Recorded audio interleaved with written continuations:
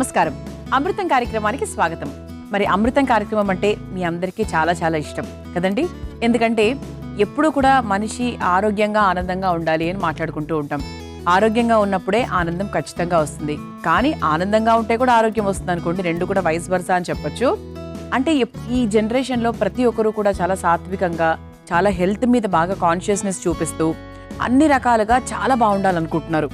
అందుకే మన అమృతం కార్యక్రమాన్ని అంత బాగా ఇష్టపడుతున్నారు కూడా. ఎందుకంటే మనం చేసేటువంటి వంటకాలు కూడా చాలా తక్కువ నూనెతో, మనం ఎక్కడా కూడా వైట్ రైస్లు ఇటువంటి ఎక్కువగా ఏవి వాడకుండా చాలా సాత్వికంగా, ఎంత ఆరోగ్యాన్ని జోడించి చేయగలిగితే అంత ఆరోగ్యంగా చేస్తున్నాం. కాబట్టి మీ అందరికీ మన కార్యక్రమం, అమృతం కార్యక్రమం అంత బాగా నచ్చుతుంది.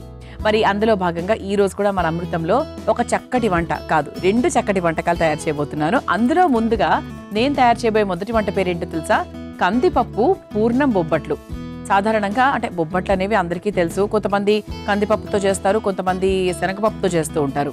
కొన్ని ప్రాంతాల్లో కందిపప్పుతో చేస్తారు తెలుసా. కర్ణాటక ప్రాంతాల్లో కందిపప్పు ఉపయోగిస్తూ ఉంటారు. మరి ఈ రోజు మన అమృతంలో కందిపప్పు పూర్ణం బొబ్బట్లు ఎలా తయారు చేయాలో చూద్దాం. ముందుగా కావాల్సిన పదార్థాలు ఏంటో తెలుసుకుందాం.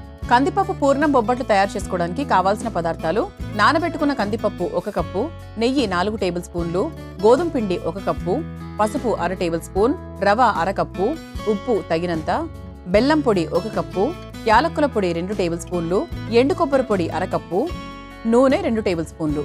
కందిపప్పు పూర్ణం బొబ్బట్లు తయారు చేసుకోవడానికి కావాల్సిన పదార్థాలన్నీ కూడా రెడీగా ఉన్నాయి. అయితే ఇక్కడ మనకు కందిపప్పు గురించి మాట్లాడుకోవాలి. కందిపప్పు అంటే ప్రతి ఒక్కరి ఇంట్లో ప్రతిరోజు చేసుకునేటువంటి పప్పు కందిపప్పు. కందిపప్పుతో పెసరపప్పుతో కలిపి కూడా చేస్తూ ఉంటారు, అది మనందరికీ తెలిసిందే. అయితే కందిపప్పులో అధికంగా ఏమేమి ఉంటాయి అంటే manganese, magnesium, sodium, iron, zinc, selenium, potassium, ఇలా ప్రతిదీ, ప్రోటీన్లు, ఇలా మనకు ఆరోగ్యానికి కావాల్సిన ముఖ్యమైన పోషక విలువలన్నీ కూడా కందిపప్పులో ఉంటాయి. అందుకే అంటూ ఉంటారు కదా, శాకాహారం తీసుకునే వాళ్ళు ఏంటమ్మా పప్పులో ఉన్నన్ని వేరే దాంట్లో ఉంటాయా అంటూ ఉంటారు. అవునా? అదేంటంటే మనకి కందిపప్పు ఎంతో కొంత ప్రతిరోజు ఏదో ఒక రూపంలో తీసుకోవాలి. అందుకే పసిపిల్లలకు కూడా ఏంటంటే ముద్దపప్పు కందిపప్పుతో చేసి పెడుతూ ఉంటారు, కాస్త ఉప్పేసి. ఎంత రుచికరంగా ఉంటుంది. అది మనకి చాలా చాలా ముఖ్యమైనటువంటి పదార్థం. అలాగే ఇందులో గ్లైసెమిక్ ఇండెక్స్ కూడా చాలా తక్కువగా ఉండడం వల్ల మధుమేహంతో ఇబ్బంది పడుతున్న వారికి కూడా చాలా బాగా సహాయపడుతుంది. పప్పు అనేది ఎందుకు మన భోజనంలో ఎందుకు ఇంక్లూడ్ చేశారు అంటే మంచి ఎనర్జీ అన్నమాట. అంటే కూరలలో కొన్ని పోషక విలువలు ఉంటే దాల్స్ అంటే పప్పుల్లో అంత మంచి పోషక విలువలు ఉంటాయి, లెంటిల్స్లో. మరి అటువంటి దాంట్లో మంచి స్వీట్ తయారు చేసుకుందాం ఈరోజు. ఫస్ట్ ఏం చేద్దామంటే నేను కాసేపు కందిపప్పు నానబెట్టానండి, కొంచెం మనకు ప్రాసెస్ ఈజీ అవ్వడానికి. ముందుగా ఒక కుక్కర్ తీసుకోవాలి. అంటే మన ఇంట్లో చిన్న కుక్కర్స్ ఉంటాయి కదా, అలా ఒక చిన్న కుక్కర్ తీసుకొని స్టవ్ వెలిగించేసుకొని మనం నానబెట్టుకున్నటువంటి కందిపప్పు ఏదైతే ఉందో అది కాస్త వేసేసుకుందాం. వేసేసుకొని చాలా కొంచెం నీళ్లు పోసుకొని కందిపప్పును మనం మ్యాష్ చేసుకుంటే బాగా మెత్తగా అయిపోయేటట్టుగా మనం కాస్త నీళ్లు పోసుకొని ఉడికించుకుందాం. ఓకే,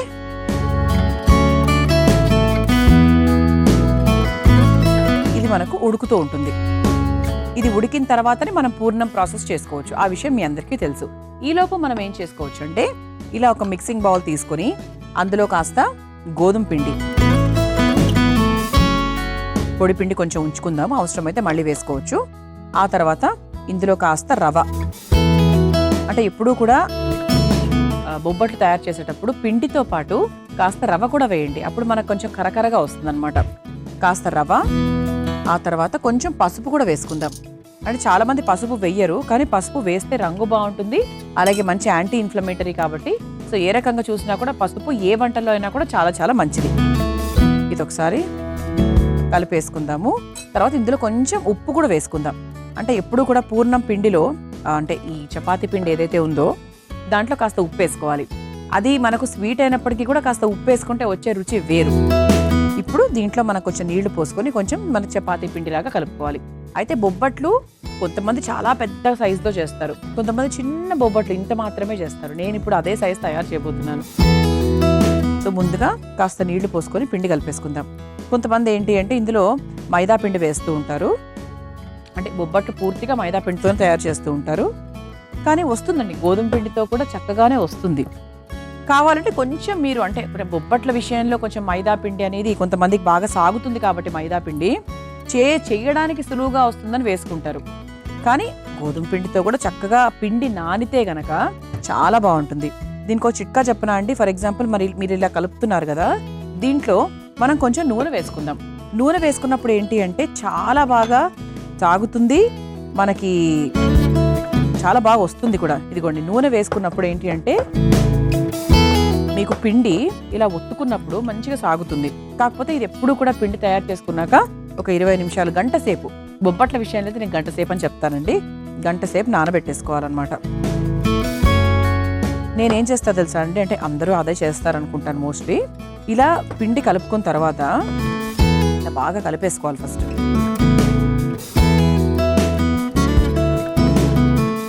ఇలా పిండి బాగా కలిపిన తర్వాత పైన కొంచెం ఆయిల్ వేసుకోవాలి, ఇలా అంటే నానడానికి అనమాట.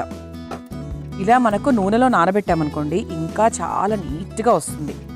అలా నేను నానబెట్టి దానికి మూత పెట్టేసి ఒక గంట పాటు ఉంచేస్తా. ఈ లోపు మిగతా వేరే వంటలు అవి కూడా చేసుకుంటాం. పండగల టైంలో ఎక్కువగా మనం చేస్తూ ఉంటాం కదా, అలా అనమాట. ఇది ఈ విధంగా మనం చక్కగా రెడీ చేసేసుకున్నాం. ఇప్పుడు ఇది పక్కన పెట్టేసుకుందాం ప్రస్తుతానికి. మనకి ఈ లోపు చక్కగా ఒక 2 విజిల్స్ వచ్చిందనుకోండి, కందిపప్పు నానబెట్టాం కాబట్టి ఉడికిపోతుంది కూడా. ఓకే,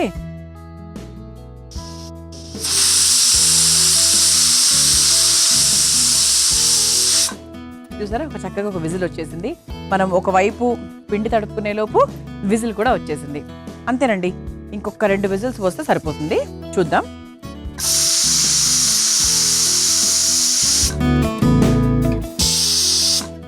ఓకే అండి, స్టవ్ ఆఫ్ చేస్తున్నాను. సో ఇప్పుడే మనకు విజిల్ వచ్చింది కాబట్టి చక్కగా అది కొంచెం ఉమ్మగిల్లాలి. కొంచెం మనకు ప్రెషర్ పోయేదాకా ఒక 2-3 మినిట్స్ టైం పడుతుంది కాబట్టి అంతవరకు వెయిట్ చేసేద్దాం. ఒక 2 మినిట్స్ వెయిట్ చేసాం కదా, ఒకసారి చూద్దాము. ప్రెషర్ కూడా పోయిందండి. మరి పేస్ట్లా కూడా అవనక్కర్లేదు. ఇది ఒకసారి మనకి ఇలా పప్పు గుత్తితో అయినా లేకపోతే చక్కటి గరిటెతో అయినా మనం ఇలా మ్యాష్ చేసేసుకోవచ్చు.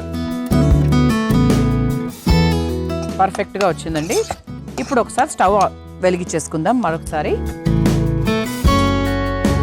స్టవ్ వెలిగించేసుకొని మనం ఇలా చిన్న, అంటే కొంతమందికి నీళ్ళగా వచ్చిందనుకోండి, కంగారు పడకండి, స్టవ్ వెలిగించుకోండి.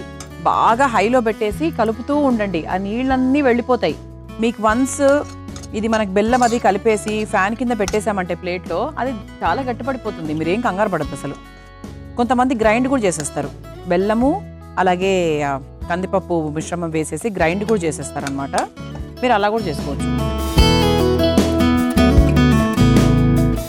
ఓకే, ఇప్పుడు మనం చక్కగా ఎటువంటి నీళ్లు ఇందులో లేవు, అంటే మనకు ఉండ కట్టుకోవడానికి ఇదిగోండి ఇలా చక్కగా ఉండ కట్టుకోవడానికి అనువుగా వచ్చింది కాబట్టి ఇప్పుడు మనం ఇందులో ఏం చేద్దాము, కాస్త బెల్లం పొడి వేసేసుకుందాం. అంటే టేస్ట్కి తగ్గట్టుగా చక్కగా వేసేసుకుందాం. 2 స్పూన్స్ లేదా 3 స్పూన్స్ వేసుకుందామండి. ఆ తర్వాత కాస్త యాలక్కుల పొడి కూడా వేసేసుకుందాం. సరిపోతుంది. ఇప్పుడు ఒకసారి బాగా కలిపేసుకుందాం. బెల్లం పొడే కాబట్టి మనకు ఆ వేడికి కరిగిపోతుంది, దగ్గర పడిపోతుంది.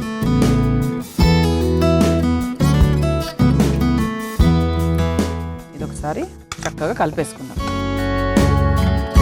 చూసారా, మనం ఎటువంటి నీళ్ళు పోయాల్సిన అవసరం లేదు, అందుకే బెల్లం పొడి తీసుకున్నాను నేను.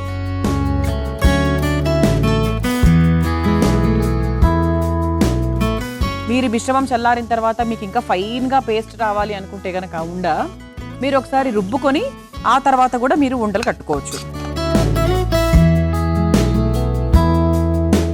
ఓకే, అయిపోయిందండి. ఇది కొంచెం మనకు సిమ్లో ఇలాగే ఉంచుకుందాం. కొంచెం ఆ వాటర్ ఏమైనా ఉంటే కూడా వెళ్ళిపోతుంది. ఇప్పుడు మనం ఏం చేద్దామంటే చపాతీ కర్రాపీట తీసుకుందాం. నేను చెప్పాను కదా, నేను చేసేటువంటి బొబ్బట్లు చిన్న సైజు పూరీ సైజుతో తయారు చేస్తున్నాను. ఒక్కసారి చూద్దాం ఎలా చేస్తున్నాను ఏంటి అని. సో ఒకసారి ఇందులో మనము ఈ ఎండు కొబ్బరి పొడి కూడా వేసేసుకుందామండి. అంటే కొంచెం, అంటే మీకు ఇష్టం ఉన్న వాళ్ళు వేసుకోవచ్చు, లేకపోతే లేదు. ఎండు కొబ్బరి పొడి వేసుకుంటే కూడా మీకు ఆ చిరు తేమ, అంటే ఒకవేళ నీరు ఏదైనా ఉంటే కూడా వెళ్ళిపోతుంది అనమాట. అది కూడా ఒక చిట్కా. ఇది కొంచెం చల్లారుతూ ఉంటుంది. ఇది పక్కన పెట్టేద్దాం. ఈలోపు మనం ముందుగా తయారు చేసుకొని పెట్టుకున్నటువంటి పిండి ఏదైతే ఉందో దాన్ని తీసుకొని చిన్నగా తీసుకుందాం. అంటే మనం పూరీల సైజులో చేస్తున్నాం కాబట్టి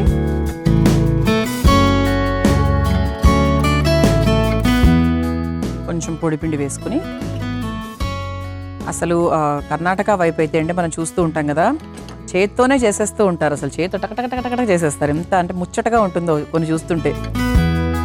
ఇలా చక్కగా కాస్త నెయ్యి తీసుకుని నెయ్యితోనే చేసేసుకోవచ్చు.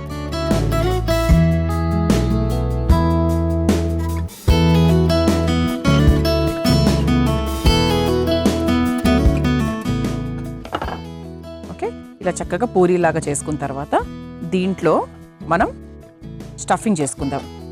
ఇప్పుడు మనకి చక్కగా ఈ పూర్ణం ఉండ కూడా చల్లారిపోయింది కాబట్టి కావాల్సిన సైజులో, అంటే మనం పూరీ సైజ్ అంటే మన బొబ్బట్టు సైజ్ ఏం చేసుకుంటున్నామో దానికి తగ్గట్టుగా ఇలా చక్కగా చిన్న ఉండ తీసుకుని మధ్యలో ఇలా పెట్టేసుకొని ఇక నార్మల్గా మనం స్టఫింగ్ చేసేటువంటి ప్రాసెస్ చేసుకోవాలి. ఎక్స్ట్రా ఏదైనా ఉంటే తీసేసుకోవచ్చు. తీసేసుకొని ఒకసారి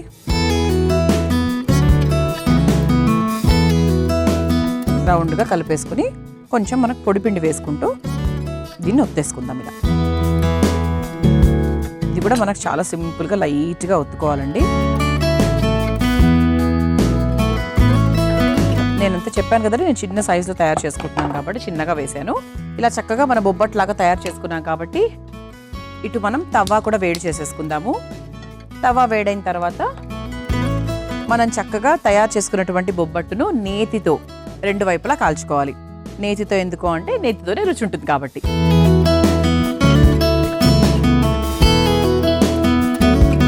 ఇలా చక్కగా వేసేసుకున్నాము. ఇప్పుడు రెండో బొబ్బట్టు కూడా తయారు చేస్తాను. ఇంకా మనకు కావాల్సిన బొబ్బట్లు అండి. ముందుగా చెప్పాను కదా నేతితో కాల్చుకోవాలని చెప్పి, ఇలా నేతితో చక్కగా రెండు వైపులా, అంటే ఒక వైపు కొంచెం కాలిన తర్వాత మనం ఇంకో వైపు తిప్పుకొని కాల్చేసుకోవచ్చు. మీ అందరి కోసం ఈ చిట్కా. సాధారణంగా కొబ్బరి ముక్కలు కోసిన తర్వాత ఒక 2-3 రోజుల తర్వాత కొంచెం తాజాదనం తగ్గిపోతూ ఉంటుంది. అలా తగ్గకుండా ఉండాలి అంటే వాటికి కాస్త నిమ్మరసం పూసి చక్కగా ఒక డబ్బాలో భద్రపరిచినట్టయితే అదొక వారం రోజులైనా కూడా చాలా తాజాగా ఉంటాయి. ఈసారి కొబ్బరి ముక్కలు కట్ చేసినప్పుడు ఈ విధంగా ట్రై చేయండి. కందిపప్పు పూర్ణ బొబ్బట్లు తయారు చేసుకుంటున్నాము. దాంట్లో భాగంగా ఒక బొబ్బట్టు ఆల్రెడీ కాల్చేసి మన ప్లేట్లో పెట్టేశాను. ఆ తర్వాత రెండో బొబ్బట్టు కూడా చక్కగా నేతితో రెండు వైపులా కాలుస్తా అని చెప్పాను కదా, ఇదిగోండి చక్కగా రంగు మారేంత వరకు మనం కాల్చుకోవాలన్నమాట. ఇలా చక్కగా చిన్న చిన్న సైజుల్లో చేసుకుంటే పిల్లలకు కూడా కొంచెం చూడడానికి కొంచెం ఇష్టంగా ఉంటుంది, బాగుంటుంది. అలాగే మనం కూడా ఎన్ని తింటున్నామో తెలియకుండా హాయిగా తినేయచ్చు. దీన్ని కూడా మనం ఒక సర్వింగ్ ప్లేట్లోకి తీసేసుకుందాం.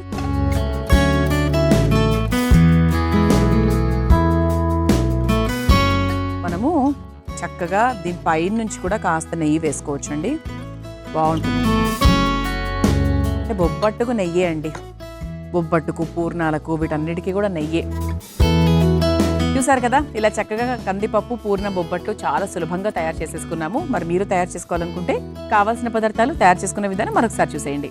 కందిపప్పు పూర్ణం బొబ్బట్లు తయారు చేసుకోవడానికి కావాల్సిన పదార్థాలు: నానబెట్టుకున్న కందిపప్పు 1 కప్పు, నెయ్యి 4 టేబుల్ స్పూన్లు, గోధుమ పిండి 1 కప్పు, పసుపు 1/2 టేబుల్ స్పూన్, రవ 1/2 కప్పు, ఉప్పు తగినంత, బెల్లం పొడి 1 కప్పు, యాలక్కుల పొడి 2 టేబుల్ స్పూన్లు, ఎండు కొబ్బరి పొడి 1/2 కప్పు, నూనె 2 టేబుల్ స్పూన్లు. కందిపప్పు పూర్ణం బొబ్బట్లు తయారు చేసుకునే విధానం: ముందుగా స్టవ్ వెలిగించి ఆవిరి పాత్రలో నానబెట్టుకున్న కందిపప్పును వేసి కాస్త నీళ్లు పోసి ఉడికించుకోవాలి. ఇప్పుడు ఒక మిక్సింగ్ బౌల్లో గోధుమ పిండి, కాస్త రవ, కొంచెం పసుపు, ఉప్పు వేసి అందులో కాస్త నీళ్లు, నూనె కూడా పోసి ముద్దలాగా కలుపుకోవాలి. ఇప్పుడు ఉడికించుకున్న కందిపప్పును మెత్తగా మెదుపుకోవాలి. తర్వాత అందులో బెల్లం పొడి, యాలకుల పొడి, ఎండు కొబ్బరి పొడి వేసి కలిపి చల్లార్చుకొని ఉండలు చేసుకోవాలి. ఇప్పుడు కలిపెట్టుకున్న గోధుమ పిండి ముద్దను పీటపై వేసి పూరీలాగా ఒత్తుకోవాలి. కందిపప్పు ఉండను మధ్యలో ఉంచి క్లోజ్ చేసి బొబ్బట్లలాగా ఒత్తుకోవాలి. ఇప్పుడు స్టవ్ వెలిగించి తవ్వ వేడి చేసుకుని ఈ బొబ్బట్లను తవ్వ మీద వేసి నేతితో రెండు వైపులా కాల్చుకొని ఒక సర్వింగ్ ప్లేట్లోకి తీసుకుని సర్వ్ చేసుకుంటే కందిపప్పు పూర్ణం బొబ్బట్లు రెడీ.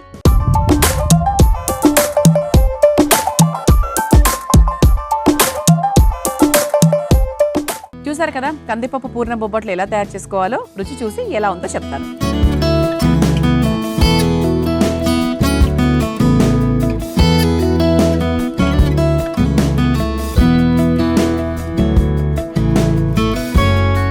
ఎంత తీపి ఉండాలో అంత తీపి ఉందండి.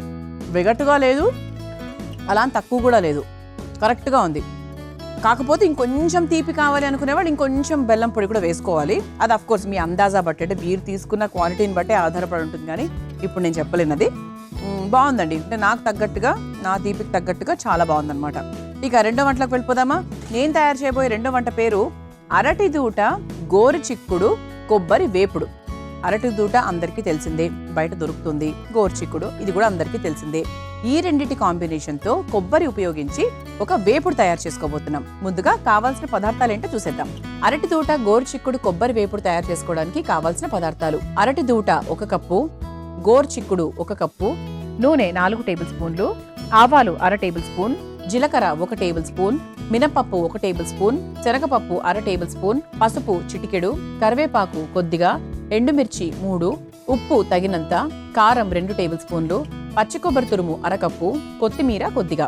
అరటి దూట గోరు చిక్కుడు కొబ్బరి వేపుడు తయారు చేసుకోవడానికి కావాల్సిన పదార్థాలన్నీ కూడా రెడీగా ఉన్నాయి. అయితే అరటి దూట మనకు బయట దొరుకుతుంది, ఇలా చిన్న ముక్కలుగా కట్ చేసుకొని పెట్టుకున్నాం. అలాగే గోరు చిక్కుడు కూడా మనం చిన్న ముక్కలుగా కట్ చేసుకొని నీళ్లలో ఒక 5 నిమిషాల పాటు ఉడికించుకున్నాం. అంటే పూర్తిగా ఏం ఉడకలేదు అనుకోండి, కొంచెం.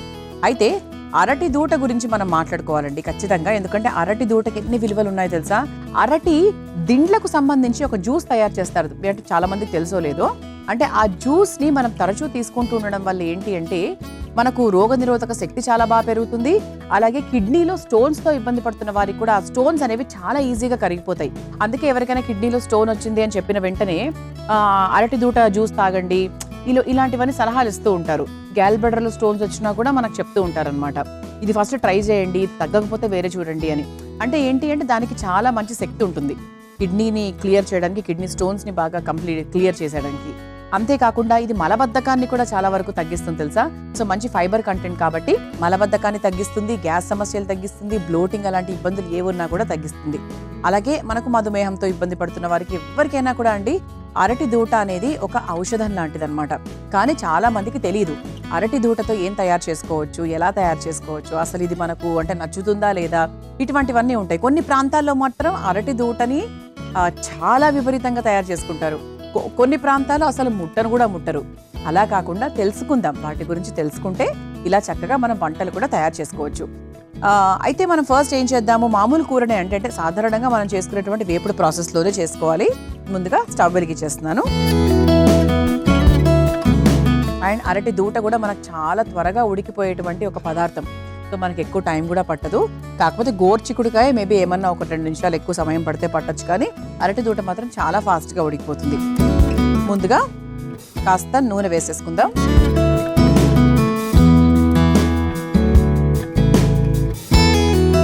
ఇది మనకు ఇప్పుడు ఎటువంటి రైతు బజార్లో అయినా మనకి సూపర్ మార్కెట్స్ ఉంటాయి కదా, బండ్లు వస్తూ ఉంటాయి. చిన్న చిన్న బండ్లు కాకుండా మామూలు కొంచెం పెద్ద తరహాలో మనకి వెజిటబుల్స్ అవి పెట్టినప్పుడు అక్కడ మనకి అరటి దూట దొరికేస్తుందండి. లేదు అంటే సూపర్ మార్కెట్స్లో ఖచ్చితంగా దొరుకుతుంది. అంటే రోజు తినాల్సిన పని కూడా లేదు. వారానికి ఒకసారి మాత్రం ఖచ్చితంగా తినే ప్రయత్నం చేయండి. లేదు అంటే 10 రోజులకు ఒకసారైనా తినే ప్రయత్నం చేయండి. ఎలా చేయాలి? ఇదిగోండి, ఇలా కూరలు తయారు చేసుకోవాలన్నమాట. నేర్చుకోండి, ఎందుకంటే ఇవన్నీ కూడా ఆరోగ్యానికి మంచిది కదా. మనం ఆరోగ్యానికి ఎంత పెద్ద పీట వేస్తే మన జీవితం అంత హాయిగా ముందుకు సాగుతుంది. ఆయిల్ కాస్త వేడెక్కింది కాబట్టి కాస్త ఆవాలు వేసేసుకుందాం.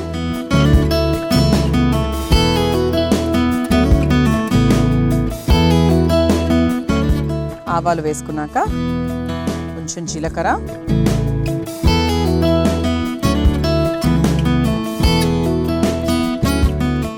ఆ తర్వాత కొంచెం మినపప్పు. మనకు పప్పులు ఎక్కువ కావాలి అనుకుంటే మనము కొంచెం ఎక్కువ వేసుకోవచ్చు. నాకు ఇష్టం కాబట్టి కొంచెం ఎక్కువ వేసుకుంటున్నాను. కొంతమందికి పోపులో పప్పులు ఎక్కువ వస్తే ఇష్టం ఉండదు. అన్ని పప్పులే వస్తున్నాయంటే అంటారు. మీ ఇంటి బట్టి, మీ ఇంటి ఇష్టాలను బట్టి మీరు మార్చుకుంటూ వెళ్ళిపోవడమే, అంతే కదండి. ఆడవాళ్ళు వాళ్ళు వంట చేస్తున్నప్పుడు ప్రతి ఒక్కరిని గుర్తొస్తారు వాళ్ళు వంట చేసేటప్పుడు. ఆ తర్వాత శనగపప్పు, కొంచెం పసుపు వేసుకుందాం. అసలు పసుపు పాలు రోజు రాత్రి పడుకునే ముందు తాగడం వల్ల నిద్ర చాలా బాగా పడుతుంది. ఉదయాన్నే మనకు మోషన్ అనేది చాలా ఫ్రీగా అయిపోతుంది, ఎటువంటి కాన్స్టిపేషన్ ప్రాబ్లమ్స్ ఉండవు. తర్వాత ఆరోగ్యానికి సంబంధించి ఇంకా చెప్పాల్సిన పనే లేదు. అద్భుతమైన సంజీవిని. ఆ తర్వాత కాస్త కరివేపాకు,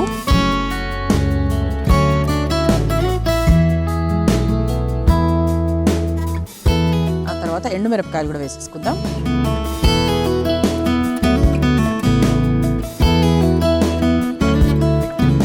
ఆ తర్వాత ఇక మనము గోరుచిక్కుడు అరటి దూట వేసుకోవాలి. ముందుగా గోరుచిక్కుడు వేసేసుకుందాం, ఎందుకంటే ఇది కొంచెం ఉడకడానికి టైం పడుతుంది కాబట్టి. కొంచెం గోరుచిక్కుడు,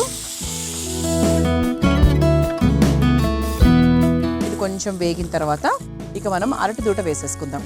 అరటి దూట కూడా ఇలా చిన్న ముక్కలుగా కట్ చేసుకున్నాము. ఇలా వస్తుందండి, ఇలా మనకు జిగురు జిగురుగా వస్తుంది. అది మనకు వేయించిన తర్వాత వెళ్ళిపోతుంది. ఇది ఒకసారి కలిపేసుకుందాం.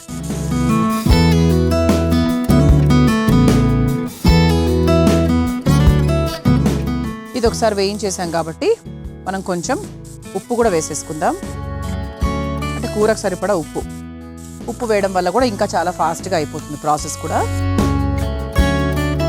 మనం దీన్ని ఎటువంటి నీళ్లు వేయకుండా కూడా మనము మూత పెట్టి ఉడికించుకోవచ్చు. లేదు అంటే ఒక పిసర్ నీళ్లు పోసినా కూడా ఇబ్బంది ఏం లేదండి. మన కుకింగ్ ప్రాసెస్ ఫాస్ట్గా అయిపోతుంది. ఇది మనం కొంచెం మీడియం ఫ్లేమ్లో పెట్టుకొని చక్కగా వేసేసుకోవాలి. సో ఆ తర్వాత మనం వేయాల్సింది ఇంకేం లేదండి, కారం మాత్రం వేయాలి. ఎందుకంటే మనం ఎండుమిరపకాయలు మాత్రమే వేసుకున్నాం కాబట్టి కాస్త కారము, పచ్చి కొబ్బరి తురుము వేసుకుంటే సరిపోతుంది అనమాట. మీ అందరి కోసం ఈ చిట్కా. సాధారణంగా కిడ్నీలను శుభ్రపరిచే అవసరం మనకి ఎంతైనా ఉంది. అది స్టోన్స్ ఉన్నవారైనా లేనివారైనా సరే ఈ చిట్కా చాలా బాగా ఉపయోగపడుతుంది.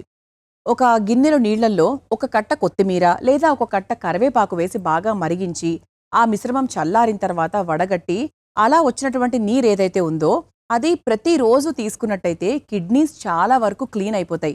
అలాగే రాళ్లున్న వాళ్ళు కూడా రాళ్లు కరిగిపోతాయి. మరి ఈ చిట్కా మీకు అవసరమైతే ప్రయత్నించండి. నీళ్ళంతా కూడా మనకు తీసుకొని చక్కగా ఉడికింది కూడా. ఇప్పుడు నెక్స్ట్ ఏం చేయాలి అంటే ఇందులో కావాల్సినంత కారం కూడా వేసుకుందాము.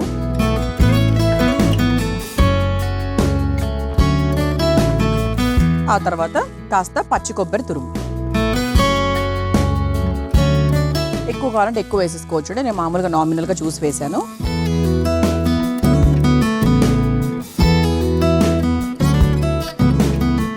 ఓకే, సో చక్కగా కలిపేసుకున్నాం కాబట్టి ఇక స్టవ్ ఆఫ్ చేసేసుకోవచ్చు. చివరిగా కాస్త కొత్తిమీర వేసేసుకున్నాం కాబట్టి ఒకసారి కలిపేసుకొని చక్కగా ఒక బౌల్లోకి తీసేసుకుందాం.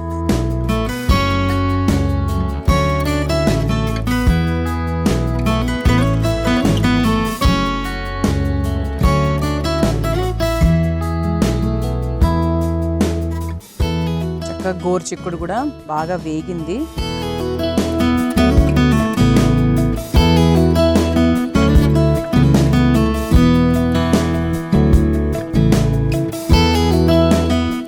ఇలా చక్కగా వేడివేడిగా కరకరలాడే అరటి దూట, గోరుచిక్కుడు, కొబ్బరి వేపుడు తయారు చేసేసుకున్నాం. మీరు తయారు చేసుకోవాలనుకుంటే కావాల్సిన పదార్థాలు, తయారీ విధానం మరొకసారి చూసేయండి. అరటి దూట, గోరుచిక్కుడు, కొబ్బరి వేపుడు తయారు చేసుకోవడానికి కావాల్సిన పదార్థాలు: అరటి దూట 1 కప్పు, గోరుచిక్కుడు 1 కప్పు, నూనె 4 టేబుల్ స్పూన్లు, ఆవాలు 1/2 టేబుల్ స్పూన్, జీలకర్ర 1 టేబుల్ స్పూన్, మినపప్పు 1 టేబుల్ స్పూన్, శనగపప్పు 1/2 టేబుల్ స్పూన్, పసుపు చిటికెడు, కరివేపాకు కొద్దిగా, ఎండుమిర్చి 3, ఉప్పు తగినంత, కారం 2 టేబుల్ స్పూన్లు, పచ్చి కొబ్బరి తురుము 1/2 కప్పు, కొత్తిమీర కొద్దిగా.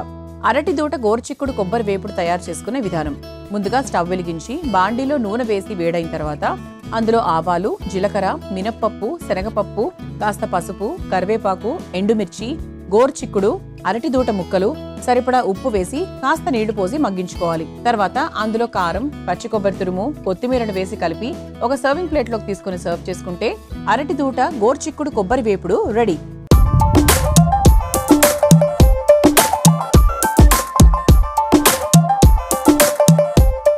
చూసారు కదా, అరటి దూట, గోరుచిక్కుడు, కొబ్బరి వేపుడు ఎంత సులభంగా తయారు చేసుకోవచ్చో. రుచి చూసి ఎలా ఉందో చెప్తాను.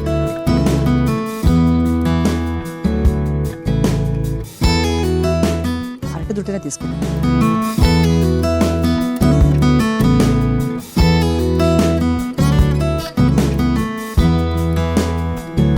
అరటి దూటలో ఒక చిరు పులుపు ఉంటుంది. అంటే తిన్నవాళ్ళకైతే ఖచ్చితంగా తెలుస్తుంది అనుకోండి. అంటే నిమ్మకాయ వేస్తే ఎలా ఉంటుంది రుచి, ఆ రకంగా ఉంది. ఆహా, కారము, తర్వాత దాని పులుపు, మనం వేసిన పప్పులు అవన్నీ కలిసి అసలు ఇది అన్నంలో కలుపుకొని తింటే చక్కగా వేడివేడి నెయ్యి వేసుకొని చాలా చాలా బాగుంటుందండి. తప్పకుండా ప్రయత్నించండి. చూసారు కదా, ఒక స్వీట్ తయారు చేసుకున్నాం, ఒక హాట్ తయారు చేసుకున్నాం. మీకు బాగా నచ్చాయని ఆశిస్తూ రేపటి అమృతంలో మరో 2 వంటకాలతో మళ్ళీ కలుసుకుందాం. అంతవరకు సెలవు, నమస్కారం. ఈ కార్యక్రమాన్ని తిరిగి చూడాలనుకుంటే www.youtube.com/ETV Life Spiritual లో చూడవచ్చు.